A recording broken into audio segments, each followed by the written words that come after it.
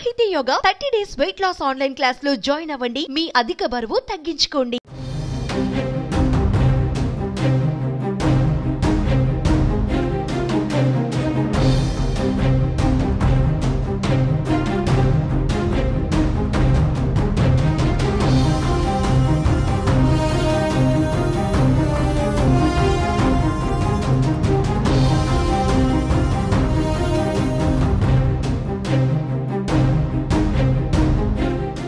ఏపీలో అసెంబ్లీ సమావేశాలు కొనసాగుతున్నాయి. ఇప్పటికే ఏపీ సర్కార్ బడ్జెట్ ప్రవేశపెట్టింది.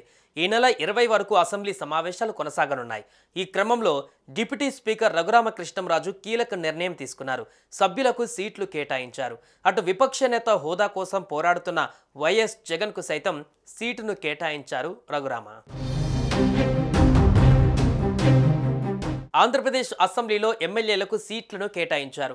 ఈ మేరకు సీట్ల కేటాయింపుపై డిప్యూటీ స్పీకర్ రఘురామకృష్ణంరాజు ప్రకటన చేశారు. ట్రెజరీ బెంచ్గా ముందు వరుసలో రాష్ట్ర ముఖ్యమంత్రి, డిప్యూటీ సీఎం, మంత్రులకు సీట్లను కేటాయించారు. అనంతరం ప్రభుత్వ చీఫ్ విప్లకు సీట్లను కేటాయించారు. సీనియారిటీ ప్రాతిపాదికన ఎమ్మెల్యేలకు సీట్లు కేటాయింపు చేశారు. మాజీ ముఖ్యమంత్రి జగన్కు ప్రతిపక్ష బెంచ్లో ముందు వరుసలో సీటు కేటాయించారు.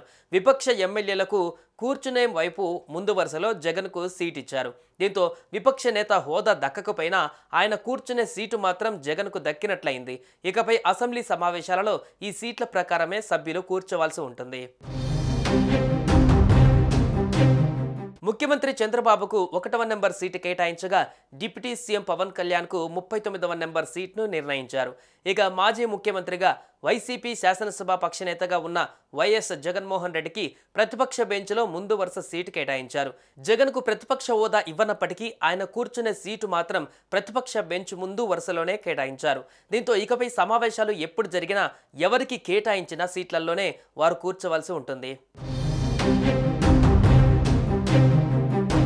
ఏపీ అసెంబ్లీ ఎన్నికలలో వైఎస్ఆర్సీపీ ఘోర ఓటమిని చవిచూసింది. కేవలం 11 సీట్లకు మాత్రమే పరిమితమైంది. అయితే 11 సీట్లు వచ్చినప్పటికీ తమకు ప్రతిపక్ష హోదా ఇవ్వాలంటూ ఆ పార్టీ పోరాడుతూనే ఉంది. ప్రతిపక్ష హోదా ఇస్తేనే అసెంబ్లీకి వస్తామని, లేదంటే రామని వైసీపీ నేతలు చెబుతున్నారు. అలాగే జగన్ కూడా ప్రతిపక్ష హోదా ఇచ్చేదాకా అసెంబ్లీ మొహం చూసేది లేదని అన్నారు. అయితే తాజాగా అసెంబ్లీ సమావేశాలకు కేవలం అటెండెన్స్ కోసమే సమావేశాలకు వచ్చారు.